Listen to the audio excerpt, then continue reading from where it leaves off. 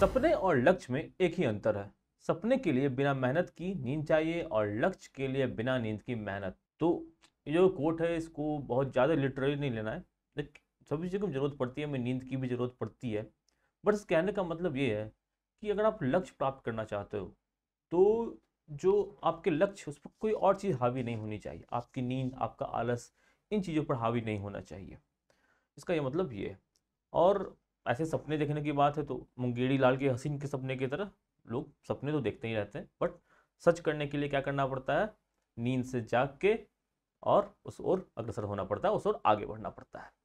तो नमस्ते दोस्तों, मैं हूं प्रकाश और स्वागत करता हूं आप सबका सरकारी परीक्षा के यूट्यूब चैनल पे, जहां पे हम रोज लाते हैं मल्टीपल चॉइस क्वेश्चंस के फॉर्म में इंपॉर्टेंट करंट अफेयर्स। तो आज की वीडियो में हम जानेंगे कि कहाँ हो रहा है WTA का मिनिस्ट्रियल कॉन्फ्रेंस, क्या रहा वर्ल्ड ब्लड डोनर डे का थीम, और कौन बने हैं भारत के 74वें ग्रैंड मास्टर। जी हाँ, तो स्टार्ट करते हैं और पढ़ते हैं अपने पहले प्रश्न की ओर। पहला प्रश्न देखेगा आपको स्क्रीन के ऊपर। ये पहला प्रश्न कहता है कि which of the following country will co-host the 12th WTA ministerial conference this year. निम्नलिखित में से कौन सा देश इस वर्ष 12वें विश्व व्यापार संगठन मंत्री स्तरीय सम्मेलन की सह मेजबानी करेगा? ऑप्शन नंबर ए है स्विट्जरलैंड, बी है कजाकिस्तान, सी है अमेरिका या डी है भारत। और सही उत्तर है ऑप्शन नंबर बी, कजाकिस्तान। तो ये जो वर्ल्ड मिनिस्ट्रियल कॉन्फ्रेंस ये हो का रहा है, ये हो रहा है जेनेवा में, जेनेवा या स्विट्जरलैंड में, और उसको को होस्ट कर रहा है कजाकिस्तान। ठीक है, को होस्ट होस्ट कर रहा है जेनेवा और को होस्ट कर रहा है कजाकिस्तान। दोनों अलग टर्म है, दोनों को अच्छे से याद करना है। होस्ट भी पूछा जा सकता है और को होस्ट भी पूछा जा सकता है। तो ये कब से कब तक है? ये हो रहा है 12 से 15 जून 2020 तक हो चुका है, मतलब 2022। और यहाँ पे जो 6 महत्वपूर्ण मुद्दे हैं उन पर डिस्कस किया जाएगा, जिससे जैसे कि मुद्दे हैं, पैंडमिक का बात हो गई, पैंडमिक कैसे वर्ल्ड ने हैंडल किया, फिशरी सब्सिडीज जो मछली पालन है उसकी जो सब्सिडीज दिया उस पर निगोशिएशन की क्या बात होगी, public stock holding for food security पर क्या चर्चा होगी, definitive reforms of Mottram and custom duties, जो इलेक्ट्रॉनिक ट्रांसमिशन होते हैं, जो इलेक्ट्रॉनिक लेन देन हो दो देशों के बीच में, उसमें किस तरह से जो कस्टम ड्यूटी है उस पर किस तरह से डिसीजंस लेने की बात की जा रहेगी। तो वो सब यहाँ पे डिस्कस किया गया है। ठीक है, तो कजाकिस्तान का को होस्ट था, जैसा कि प्रश्न में था। और यहाँ के जो deputy chief of staff of Kazakhstan के प्रेसिडेंट जो हैं मिस्टर तिमुल सुलेमान, इन्होंने इसे होस्ट किया। क्या कौन है ये? Deputy chief of staff of Kazakhstan president, क्या नाम इनका? मिस्टर तिमुल सुलेमान। ठीक है, तो इन्होंने क्या होस्ट किया इसको। और इससे पहले ये कब हुआ था? ये हुआ था 2017 में। इसका नाम था MC यानी कि मिनिस्ट्रियल कॉन्फ्रेंस 11, और ये हुआ था अर्जेंटीना की कैपिटल ब्यूनोस एराइस में। इस वर्ष हो रहा है स्विट्जरलैंड में, को होस्ट कर रहा है कजाकिस्तान। ये इंपॉर्टेंट है, इसको अच्छे से याद रखें। आगे बढ़ेंगे। सवाल संख्या 2 कहता है कि which is the host nation for the world blood donor day 2022। विश्व रक्तदाता दिवस 2022 के लिए मेजबान देश कौन सा है? ऑप्शन नंबर ए है साउथ अफ्रीका, दक्षिण अफ्रीका, बी है मैक्सिको, सी है इंडिया या भारत, या डी है पेरिस। सही उत्तर है ऑप्शन नंबर बी, मैक्सिको। तो मैक्सिको कौन है? वर्ल्ड ब्लड डोनर डे 2022 का होस्ट है। तो हर वर्ष एक होस्ट बनाया जाता है, और वर्ल्ड इन्वायरमेंट डे का भी होस्ट था। वर्ल्ड इन्वायरमेंट डे का होस्ट कौन था? स्वीडन था इस वर्ष। वर्ल्ड ब्लड डोनर डे का कौन है? मैक्सिको है। तो ये सब चीज़ें भी याद रखनी है, पूछा जा सकता है। इसके बारे में और बात जाने तो world blood donor day celebrate किया जाता है 14 जून को, और इस दिन ब्लड डोनेशन को के बारे में अवेयरनेस फैलाया जाता है कि ब्लड डोनेशन एक बहुत ही अच्छी चीज़ है, आपको ज़रूर करना चाहिए। अगर आप कैपेबल है ब्लड डोनेट करने के लिए तो आपको ज़रूर आगे बढ़ के ब्लड डोनेट करना चाहिए। ब्लड डोनेशन से किसी भी प्रकार की कोई कठिनाई नहीं होती है। और जहाँ भी डोनेशन कैंप होता है वो आप इन चीज़ों को ध्यान दिया रखा जाता है कि जो ब्लड डोनेशन कर रहे हैं उनका स्वास्थ्य कैसा है, और वो ब्लड डोनेट करने के लिए तैयार है कि नहीं। और आप ब्लड डोनेट के लिए तैयार है तो आपको ब्लड बिल्कुल डोनेट करना चाहिए, ये बहुत ही पुण्य का काम है। तो होस्ट देश कौन है? मैक्सिको है। थीम क्या है? Donating blood is an act of solidarity, join the fort and save life. मानवता के लिए है और भाईचारे के लिए है। तो इन सब को ध्यान में रखते हुए ब्लड डोनेशन अगर आप कैपेबल हो तो आपको ज़रूर करना चाहिए। और इस दिन 14 जून को ही क्यों मनाया जाता है? इसका कारण क्या है? कार्ल लैंडस्टर एक इंपॉर्टेंट नाम है, इनको आपको याद रखना चाहिए, क्योंकि इन्होंने जो ब्लड ग्रुप आप सुनते होंगे कि किसी का ब्लड ग्रुप ए है, किसी का AB पॉजिटिव है, बी पॉजिटिव है, बी नेगेटिव है। तो ये सब क्या होता है? ये सब ब्लड ग्रुप है, और ब्लड ग्रुप जो होता है एंटीजेंस और जो ब्लड में एंटीजेंस पाए जाते हैं और तत्व पाए जाते हैं उन पर बेस्ड होता है। तो कौन से ब्लड ग्रुप किस ब्लड ग्रुप को चढ़ा सकते हैं ब्लड ये सब भी जानना ज़रूरी होता है। तो इन सब के बारे में जो पढ़ाई थी, वो इन सब के बारे में जो प्रोसेस था वो इन्होंने दिया था। इनका नाम है कार्ल टनस्टर, और 1930 में उन्होंने ब्लड ग्रुप का जो है ब्लड ग्रुप की डिस्कवरी की थी कि ब्लड को ग्रुप में कैसे डिवाइड किया जाता है। 2004 से ब्लड डोनेशन डे को मनाया जा रहा है WHO के द्वारा। ठीक है दोस्तों, आगे बढ़ते हैं अगले सवाल पे। सवाल संख्या 3 कहता है कि who has become the India's 74th grand master. भारत के 74वें ग्रैंड मास्टर कौन बने हैं? Option number A Harshit Raja, B Leon Mendonca, C Raunak Sadhwani, या डी राहुल श्रीवास्तव पी। जान लेते हैं सही उत्तर। सही उत्तर है option number D Rahul Srivastava P. Rahul Srivastava P बने भारत के 74वें ग्रैंड मास्टर। और अगर इनकी बात करें तो ये तेलंगाना से आते हैं, 19 वर्ष के हैं, और इनकी अभी रेटिंग चल रही है 2468। ठीक है, तो अभी इनको बना दिया ग्रैंड मास्टर कि उन्होंने 2500 की रेटिंग के थ्रेशोल्ड को इन्होंने क्रॉस किया था एक बार।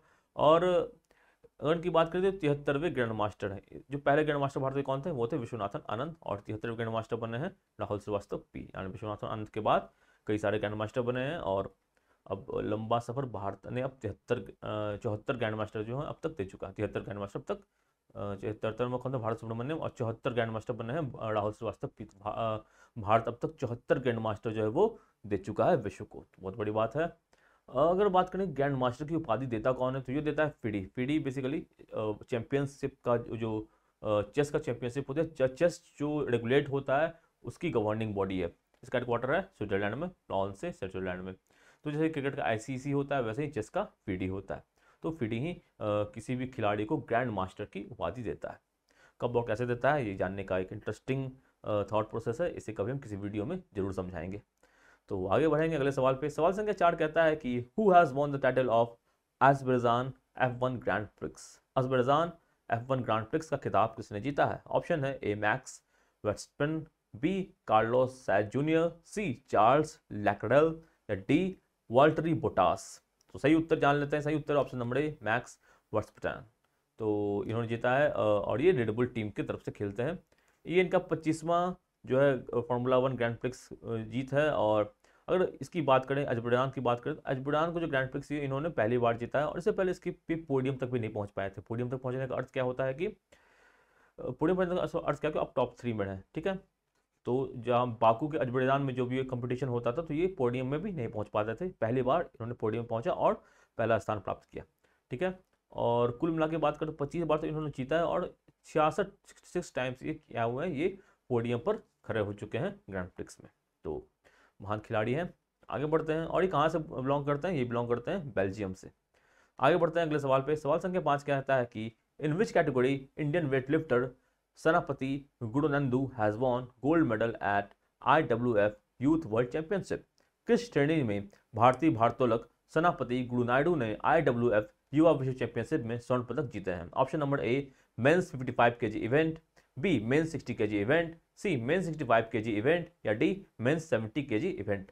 पुरुषों की 55 किलोग्राम की स्पर्धा, पुरुषों की 60 किलोग्राम की स्पर्धा, पुरुषों की 65 किलोग्राम की स्पर्धा, या पुरुषों की 70 किलोग्राम की स्पर्धा। सही उत्तर जान लेते हैं। सही उत्तर ऑप्शन नंबर ए पुरुषों की 55 किलोग्राम की स्पर्धा, मेंस 55 kg इवेंट। इसमें इन्होंने क्या जीता है? गोल्ड मेडल जीता है। कहाँ पे? IWF यूथ वर्ल्ड चैंपियनशिप पे। ठीक है, तो ये कहाँ हो रहा है? ये हो रहा है मैक्सिको में। 55 किलोग्राम इवेंट में इन्होंने गोल्ड जीता है, और इन्होंने गोल्ड जीतने के लिए कुल 230 किलोग्राम का इन्होंने जो भार है उठाया था। पहली बार में उन्होंने 104 किलोग्राम को उठाया, और दूसरे बार में 126 किलोग्राम का क्लीन एंड जर्क जो होता है, बेसिकली एक क्लीन होता है। आप देखोगे आपको एक्चुअली तब समझ में आएगा कि क्लीन जो जर्क जो भारोत्तोलन होता है वह किस तरह से होता है। तो मैं तो कहता हूँ कि अक्सर आप इन इवेंट्स को देखा करो जब भी आपको समय मिले कि भारोत्तोलन हो रहा है, या गोल्फ हो रहा है, या ये कुश्ती का जो खेल हो रहा है। तो इन खेलों को भी आप कभी कभी देखा करो, क्योंकि वो छोटे खेल होते हैं। क्रिकेट जितना लंबा खेल नहीं होता है, पर छोटे छोटे बाउट्स होते हैं 2 मिनट 3 मिनट के। तो आप इनको कभी कभी एक टाइम मिले तो इसे देख सकते हो, और काफ़ी इंटरेस्टिंग होते हैं, और इसमें इंटरेस्टिंग मैचेस भी होते हैं। तो इन्हें आपको ज़रूर देखना चाहिए कि भारोत्तोलन में जो होता है वो किस तरह से, जो क्लीन एंड जर्क जो बोल रहा है वो होता क्या है। तो ऐसा करता हूँ आप जरूर भारोत्तोलन का कोई गेम देखेंगे, और जो इन टर्म्स हैं उनको समझने की कोशिश करेंगे। कई बार क्या होता है, टर्म से रिलेटेड भी सवाल पूछा जा सकता है। तो आप इन गेम्स को आप देखते रहोगे, जो विजुअली आप इन गेम को याद रखोगे तो ये टर्म्स भी आपके दिमाग में सेट होते रहेंगे। ठीक है दोस्तों। तो इसके अलावा बात करें तो दो और वेट लिफ्टर्स हैं। विजय प्रजापति, इन्होंने 49 किलोग्राम में सिल्वर जीता। आकांक्षा किशोर व्यास, इन्होंने 40 किलोग्राम वर्ग में महिलाओं का जो है सिल्वर मेडल जीता है। ठीक है, तो 3 नाम इंपॉर्टेंट हैं, पूछे जा सकते हैं एग्जाम में। आगे बढ़ते हैं। सवाल संख्या 6 कहता है कि which of the following retail company has announced to set up the country's first electronic display plant. निम्नलिखित में से किस रिटेल कंपनी ने देश के पहले इलेक्ट्रॉनिक डिस्प्ले प्लांट स्थापित करने की घोषणा की है? ऑप्शन नंबर ए है रिलायंस डिजिटल, बी है विवेक, सी है राजेश एक्सपोर्ट्स या डी है विजय सेल्स। सही उत्तर है option number C, Rajesh Exports. Rajesh Exports basically एक भारत की मल्टीनेशनल कंपनी है जो कि गोल्ड रिटेलिंग का काम करती है। ये बैंगलोर में इसका हेडक्वार्टर है। उन्होंने बात की कि $3 बिलियन जो है वो तेलंगाना में होने वाले फर्स्ट इलेक्ट्रॉनिक डिस्प्ले प्लांट में सेटअप करने वाले हैं। अब देखो होता क्या है कि आपने देखा होगा कि भारत में कई सारी मोबाइल की भी मैन्युफैक्चरिंग यूनिट होती है। जो मोबाइल फोन्स होते हैं उसकी मैन्युफैक्चरिंग यूनिट होती है, मोबाइल फोन्स वहाँ पे बनते हैं, बट एक्चुअल में वो बनते नहीं, वहाँ पे उनकी असेंबली होती है, उनको जोड़ा जाता है, अलग अलग जगह से पार्ट ला के उनको जोड़ने का काम होता है। ये पार्ट्स कहाँ बनते हैं? ये पार्ट्स बेसिकली विदेशों में बनते हैं, ताइवान में, वियतनाम में, इन जगहों पे जो इलेक्ट्रॉनिक्स पार्ट्स हैं उनका निर्माण होता है। और बट अगर बात करें भारत की, तो भारत में इलेक्ट्रॉनिक्स पार्ट्स का उतना निर्माण होता नहीं है और इस क्षेत्र में हम काफ़ी पीछे हैं। इसके लिए हमें डिपेंड करना पड़ता है भिन्न भिन्न दूसरे देशों पे, चाइना पे, वियतनाम पे, ताइवान पे। और इस क्षेत्र में हमें सेल्फ सफिशिएंट होने के लिए क्या ज़रूरत है कि हमारे जो देश में ही है वो जो सेमीकंडक्टर डिवाइसेस होते हैं, जो चिप्स होते हैं, उनके डेवलपमेंट का काम हो सके। तो इन्होंने एक यहाँ पे जो इलेक्ट्रॉनिक डिस्प्ले प्लांट है वो इसी की इस तरफ एक कदम बढ़ने जैसा है। और यहाँ पे जो राजेश एक्सपोर्ट्स ने, इन्होंने $3 बिलियन को इन्वेस्ट करने की बात की है। तो ये इंडिया का सबसे बड़ा इन्वेस्टमेंट में से एक है जो कि इलेक्ट्रॉनिक सेक्टर में डाला गया है। और इवन तेलंगाना की बात करें तो तेलंगाना में सबसे बड़ा इन्वेस्टमेंट है इलेक्ट्रॉनिक सेक्टर का। ठीक है, तो यहीं पे यही बात की गई कि जो यहाँ पे जो फैब्रिकेशन यूनिट बनेगी, जहाँ पे टैबलेट, स्मार्टफोन्स, कंप्यूटर, लैपटॉप्स और इनके पार्ट्स भी बनाने की बात की जाएगी। ठीक है, जो माइक्रो प्रोसेसर्स वगैरह होते हैं, माइक्रो कंट्रोलर्स होते हैं, इनको बनाने की बात की जाएगी। तो आगे बढ़ते हैं, अगले सवाल पे आते हैं। सवाल संख्या 7 कहता है कि which fintech startup company has launched India's first blockchain enabled UPI services.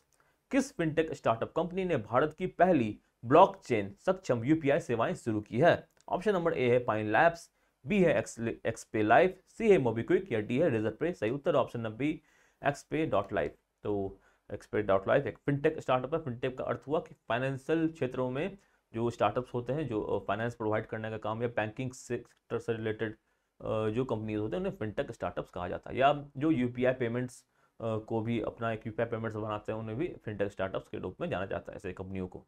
तो इनका कहना है कि इन्होंने ब्लॉकचेन के माध्यम से जो है वो लॉन्च होने वाला पहला यूपीआई सर्विस बनाया है। ये ब्लॉकचेन क्या है, ये भी एक इंटरेस्टिंग टॉपिक है और इसके बारे में भी एक वीडियो बना के इसकी जानकारी आपको ज़रूर दी जाएगी कि ब्लॉकचेन टेक्नोलॉजी होता क्या है, ये किस तरह से काम करता है। बेसिकली एक एन्क्रिप्टेड टेक्नोलॉजी होती है। तो एन्क्रिप्टेड का मतलब ये हुआ कि आपने यहाँ पे कुछ भेजा और यहाँ तक भेजा, तो इस दौरान जो है ना, इसको कोई इस इंफॉर्मेशन को कोई तोड़ नहीं सकता, कोड करके भेजा जाता है और इसको डिकोडिंग करने का तरीका यह भी मौजूद होता है। तो बीच में कोई इस जो जानकारी है इसको तोड़ नहीं सकता है। तो इसी तरह की एक टेक्नोलॉजी ब्लॉकचेन भी होती है। तो इसका टारगेट क्या है कि जो रूरल इंडिया है वहाँ तक ये सर्विसेज को पहुँचाना, और रूरल एरिया में जो फाइनेंस जो यूपीआई का जो प्रोसेस है इसको और बढ़ाना, जो यूपीआई की जो ट्रांजेक्शन्स होती हैं उनको जो ग्रामीण क्षेत्रों में इसके प्रति और अवेयरनेस फैलाना और विकसित करना। ग्रामीण क्षेत्रों में ये पहुंच ही चुका है, पर इसको और वहाँ पर डेवलप करने की ज़रूरत है और इसी का काम करने इसी का जिम्मा उठाया एक्सपी डॉट लाइफ ने। तो इनका फोकस क्या होगा कि जो अनबैंक्ड जो कस्टमर्स हैं, जहाँ पे बैंकिंग नहीं पहुँची है, वहाँ पे यूपीआई की सुविधा किस तरह से पहुँचाया जाए। इसकी एक्सपी डॉट लाइफ की बात करें, इसका हेडक्वार्टर कहाँ पे? इसका हेडक्वार्टर है बैंगलोर में। आगे बढ़ेंगे, सवाल संख्या 8 कहता है कि which of the following become the first RBI licensed BPI to start cash withdrawal from all India's ATM. निम्नलिखित में से सभी भारतीय एटीएम से नकद निकासी शुरू करने वाला पहला आरबीआई लाइसेंस प्राप्त बीपीआई कौन बन गया है? ऑप्शन है Omni card, B Mastercard, C Mastercard या डी वीजा कार्ड। सही उत्तर है option number A, Omni card. तो ओमनी कार्ड ने अनाउंस किया कि वो आरबीआई के द्वारा लॉन्च किया हुआ पहला पीपीआई, यानी कि प्री पेड पेमेंट इंस्ट्रूमेंट, मतलब पेमेंट आपने पहले कर दिया उस तरह का ये पहला जो कैश विड्रॉल सिस्टम है वो बनाया गया है। और डुप्पी के द्वारा एक कंपनी है, इसके द्वारा ये पावर किया गया है। ठीक है, ये दुनिया भर के एटीएम के लिए वैलिड है। संजीव पांडे ओमनी कार्ड के को फाउंडर और सीईओ हैं। उन्होंने कहा कि एक अल्टरनेट प्लेटफॉर्म बनाने की बात की है जहाँ पे जो बैंक अकाउंट है लोगों का सेफ रह सके और जो डिजिटल वैलेट जो यूपीआई होती है ना उससे बैंक अकाउंट लिंक होते हैं। तो कुछ इस तरह का सिस्टम उन्होंने बनाने की बात की है और बनाए भी है कि जो यूपीआई आपकी जो बैंक अकाउंट है वो यूपीआई से डायरेक्टली लिंक्ड ना हो। ठीक है, अब यूपीआई पेमेंट करते हो तो क्या होता है, स्कैनर रहता है, स्कैनर से क्या होता है, इन्फॉर्मेशन कोड होता है, वो आपके बैंक की इन्फॉर्मेशन होती है, बैंक की जानकारी होती है। वहाँ से भी पता चल जाता है कि बैंक में कितने पैसे हैं। आप अगर यूपीआई पेमेंट किया होगा तो आपको भी पता होगा। तो यूपीआई पेमेंट इस तरह से ये इन्होंने करने की बात की है जिसमें जो जो बैंक हैं वो डायरेक्टली इन्वॉल्व नहीं होंगे। ठीक है, इसका हेडक्वार्टर कहाँ है, इसका हेडक्वार्टर है नोएडा में। तो इसके लिए जो रुपे कार्ड से जो डिजिटल वॉलेट है उसको लिंक करने की भी बात की गई है। तो ये अच्छा कदम हो सकता है कि जिससे आपकी जो बैंकिंग की जो इंफॉर्मेशन है वो प्रोटेक्टेड रहे, जो बैंक से संबंधित जो जानकारी है आपकी वो बची रहे और किसी अन्य अजनबी व्यक्ति को आपके जो बैंक की कोई भी भनक ना लग सके। इसलिए इस तरह की सिस्टम बनाने की बात की है। अब बढ़ेंगे अगले सवाल पर। सवाल संख्या 9 कहता है कि which male cricketer has been named ICC player of the month for the month May 2022। मई 2022 महीने के लिए किस पुरुष क्रिकेटर को ICC player of the month नामित किया गया है। Option number A Asitha Fernando, B है मुशफिकुर रहमान, सी एंजेलो मैथ्यूज, डी हार्दिक पांड्या। सही उत्तर option number C Angelo Mathews. तो एंजेलो मैथ्यूज तो किया ही गया है। पाकिस्तान के जो स्पिन खिलाड़ी हैं तुबा हसन, ये तुबा हसन है और ये एंजेलो मैथ्यूज हैं, इन दोनों को मेन और women respectively player of the month May 2022 बनाया गया है। तो एंजेलो मैथ्यूज ने काफ़ी बेहतरीन प्रदर्शन किया था। आईसीसी वर्ल्ड टेस्ट चैंपियनशिप चल ही रहा है और उसमें बांग्लादेश के खिलाफ इनका प्रदर्शन काफ़ी उम्दा रहा था। तुबा हसन इनका प्रदर्शन पिछले महीने काफ़ी मई के महीने में आई मीन काफ़ी सही रहा है।